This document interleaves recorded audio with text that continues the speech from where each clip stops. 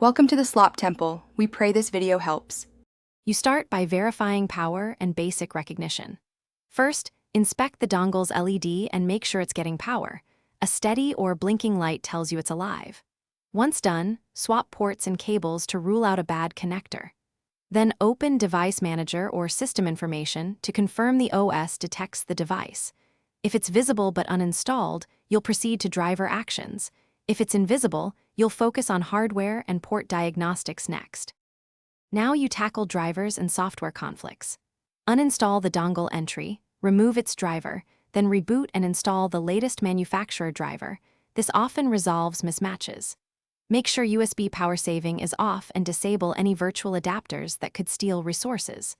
Once you've applied updates, run the vendor's diagnostic utility or the OS troubleshooter to repair corrupt settings. If the driver repeatedly fails, capture the error code and note it. That guides you to finish by isolating and documenting. Plug the dongle into another computer to verify if the problem follows the hardware. If it works elsewhere, focus on the original system's configuration. Only flash firmware with a manufacturer-approved tool and instructions, because improper firmware can brick the device. After thorough testing, document LED behavior, driver logs, and error messages. If the dongle still won't connect, contact support or request an RMA with that documentation ready.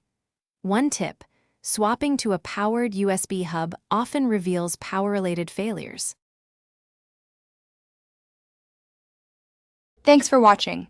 Consider subscribing if we helped you.